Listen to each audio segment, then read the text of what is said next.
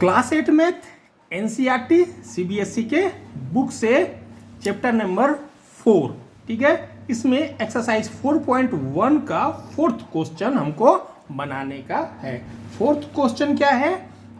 Rhombus construct the following quadrilateral. Following quadrilateral जो है उसको हमको कंस्ट्रक्ट करने का है। उसमें फोर्थ क्वेश्चन है कि हमको रंबस कंस्ट्रक्ट करने का। अब हमको ये मालूम है रंबस में b = 4.5 सेंटीमीटर दिया हुआ है, et = 6 सेंटीमीटर दिया हुआ है। और ये हमको मालूम है कि हमको किसी भी क्वाड्रिलेटरल को कंस्ट्रक्ट करने के लिए 5 साइड्स की रिक्वायरमेंट होता है। और 5 साइड में यहाँ पे सिर्फ 2 ही साइड दिया है, मतलब कि हम क्वाड्रिलेटरल को हम कंस्ट्रक्ट नहीं कर पाएंगे। लेकिन चूंकि रंबस दिया हुआ है तो रंबस के प्रॉपर्टी पे हम जाके देखेंगे कि उससे कुछ हमको सहायता, हेल्प कुछ मिलता है क्या, ठीक है। तो आपको करना क्या है, मैं लिख देता हूँ। फोर्थ नंबर है, हमको करना है रंबस, RHOMBUS। रंबस, रंबस का नाम क्या है? BEST, ठीक है। जिसमें BE = कितना है? 4.5 सेंटीमीटर और ET = कितना है? ET = 6 centimetre. अब हम इसको क्या करते हैं? कंस्ट्रक्ट करने की कोशिश करते हैं। एक बार ट्राई तो जरूर करेंगे, हो सकता है हो जाए, ठीक है। तो सबसे पहले एक रफ हम आइडिया लेते हैं रंबस कैसे बनता है, ठीक है। रंबस कैसे बनता है वो हम सबसे पहले देख लेते हैं, ठीक है। कैसे बनता है रंबस, ठीक है। क्वेश्चन हमने लिख लिया था। रंबस कैसे बनता है? BE, ठीक है। इधर हम ले लेते हैं, ऐसा ले लेते हैं, ठीक है। एक रफ बना रहे हैं, कोई फेयर नहीं है, ठीक है। अब इसका नाम क्या देंगे हम? BES और T, ठीक है। इसमें B = दिया हुआ है 4.5 सेंटीमीटर, ओके। और ET दिया हुआ है, E और T ये दिया हुआ है। ये तो हमारा छोटा हो गया, यानी ये कुछ इस तरह से बनेगा, ये साइड में बनेगा तो बड़ा आएगा, ठीक है। तो इसे कोई हम रफ तो जैसा मर्जी है वैसा बना सकते हैं ताकि फेयर करने में हमको इजी हो जाए, ठीक है। तो ये दिया हुआ है, तो इससे हम रंबस का कंस्ट्रक्शन कर सकते हैं। मेरे को लगता है कर सकते हैं, क्योंकि रंबस है तो रंबस में सारे के सारे साइड्स का लेंथ सेम होता है। तो B 4.5 है तो TS भी 4.5 होगा, ES भी 4.5 होगा, समझे ना। और BT भी 4.5 होगा। यदि BE 4.5 है रंबस में तो साइड सारे बराबर होते हैं। तो B 4.5 है तो ES भी होगा 4.5, TS भी 4.5 होगा, BT बराबर 4.5 होगा। यानी 4 साइड्स का लेंथ हमको मिल गया। एक डायगोनल का लेंथ पहले से दिया हुआ है, यानी कुल मिला के अभी हमको लगता है कि चांसेस है हमारा बन जाएगा, ठीक है। तो सबसे पहले हम जो जो कंडीशंस जो है रंबस के लिए वो सब हम कंप्लीटली लिख लेते हैं, ठीक है। तो क्या है? In solution, okay. क्या है? इन ए रंबस, ठीक है। रंबस में क्या होता है? Measurement of all sides are equal. ये रंबस का आपको प्रॉपर्टी मालूम है, measurement of all sides are, ठीक है, इक्वल, ठीक है। तो सिंस, आप सिंस ऐसा लिखिए या ऐसा लिखिए, ठीक है, कुछ भी लिखिए। सिंस, तो इसको मैं हटा देता हूं नहीं तो आप डिस्टर्ब हो जाएंगे। सिंस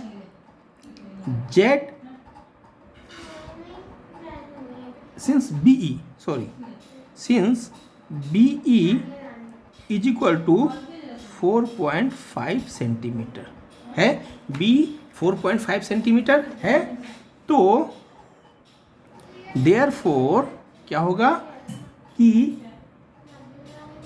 ES =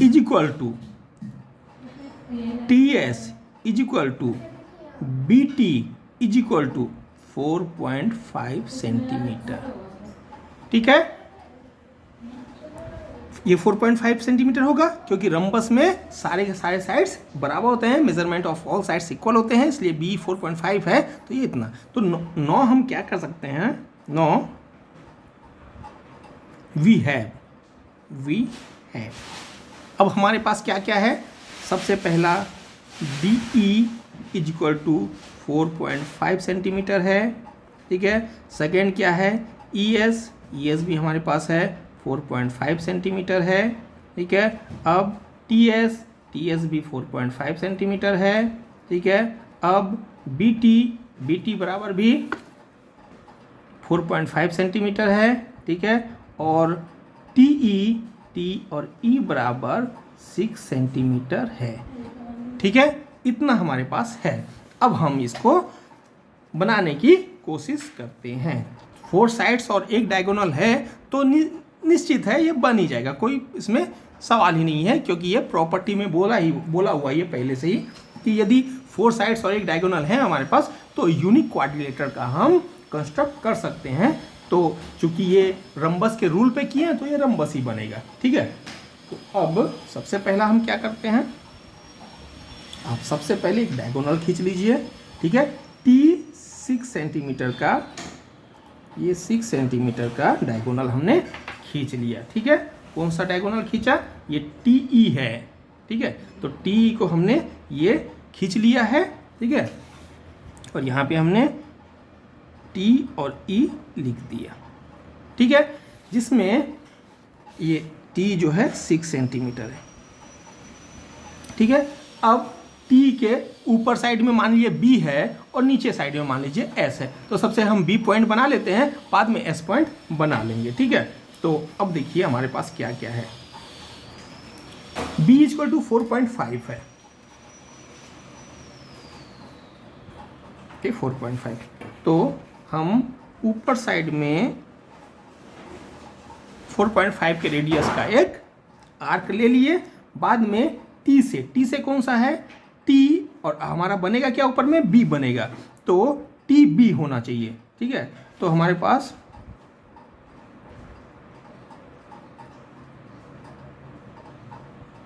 बी टी है, B T 4.5 same to same है। ठीक है, क्योंकि यहाँ के सब 4.5 ही होने वाले हैं, क्योंकि ये रम्बस बनेगा, तो 4.5 काट दिया। ठीक है, अब ये क्या बन गया हमारा, बी। ठीक है, अब एस हमको खोजना है, तो ई एस भी 4.5 होना तो सब बराबर ही है 4.5, क्योंकि रम्बस है। ठीक है, और ये वाला भी 4.5 होना ही होना है। ठीक है, अब हम क्या करते हैं, ये चारों के चारों पॉइंट को मार्किंग करके और लाइन खींच देते हैं। ठीक है, ये हमने इसका नाम दे दिया एस, और यहाँ पे हमने लाइन खींच दिया। ये हमने इसको मिला दिया। ठीक है, अब जो जो हमने किया है वही हमको लिखना भी है, इस बात का ध्यान रखिए। लिखने में आप, मैं जो लिखता हूँ उसको देखने की ज़रूरत बिल्कुल भी नहीं है, ट्राई कीजिए आप खुद से ही लिखने का। ठीक है, तो उसमें क्या होगा, मान लीजिए एक आध गलत भी हुआ तो भी अभी से आपको आदत लगेगा खुद से ही करने का। ठीक है, तो लिखने विखने में कभी भी दूसरे का हेल्प लेने की ज़रूरत नहीं है, जो आपने देखा, जो आपने किया, सिर्फ उतना ही लिखने का है। ठीक है, तो ये 4.5 सेंटीमीटर है। ठीक है, 4.5 सेंटीमीटर है। ठीक है, 4.5 सेंटीमीटर है,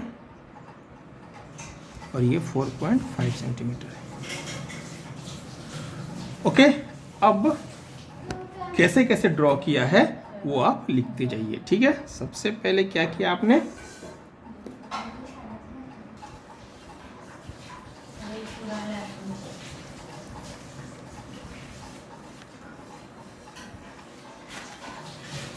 draw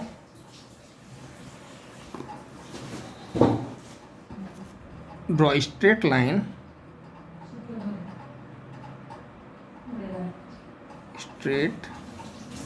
line segment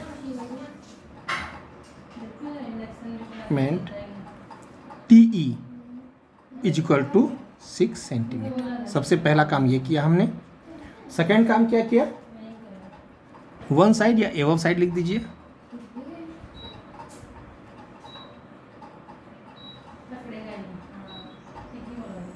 from the point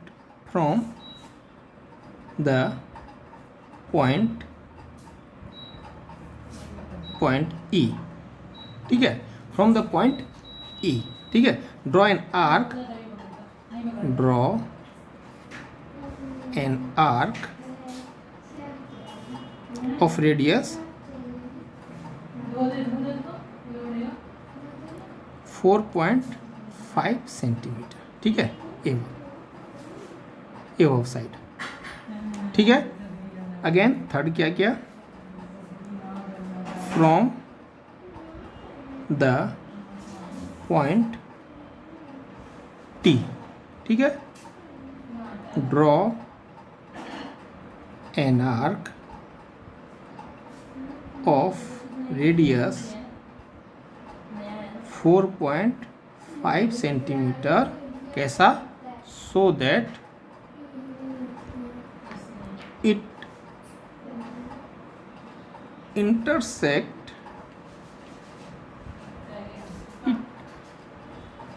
the arc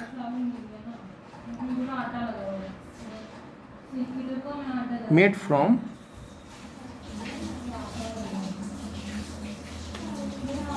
point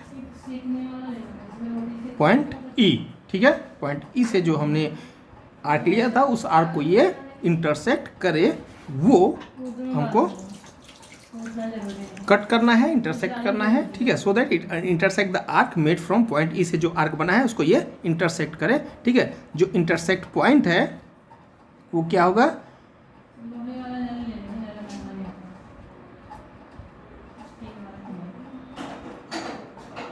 this intersect point is point B, okay. ये थर्ड पॉइंट आ गया। फोर्थ में क्या है, again from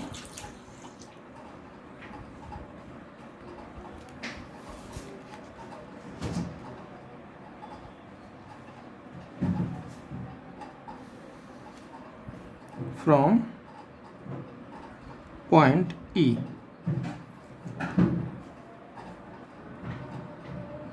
draw an arc of radius 4.5 centimetre, हमेशा 4.5 सेंटीमीटर ही लेना है, ठीक है।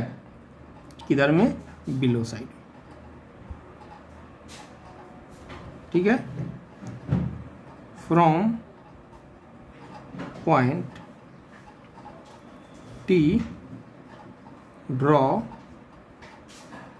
an arc of radius 4.5 centimetre, ठीक है, so that it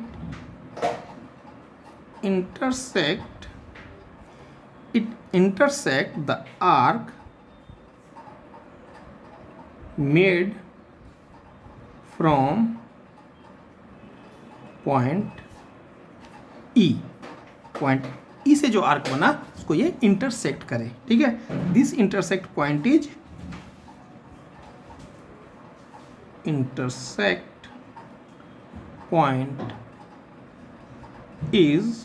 पॉइंट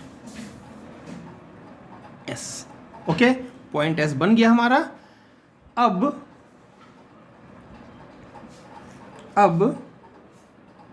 6 क्या करेंगे, जॉइन, ठीक है, join B E S T S and T B points, सारे पॉइंट को ज्वाइन कर दीजिए, ठीक है। 7 क्या लिखेंगे, 7 क्या लिखेंगे, now B E S T is required क्या, रंबस, स्क्वायर्ड रंबस। आ गया समझ में? क्लियर हो गया होगा आप लोगों को। और इसके साथ ही एक्सरसाइज 4.1 कंप्लीट हो गया। ठीक है।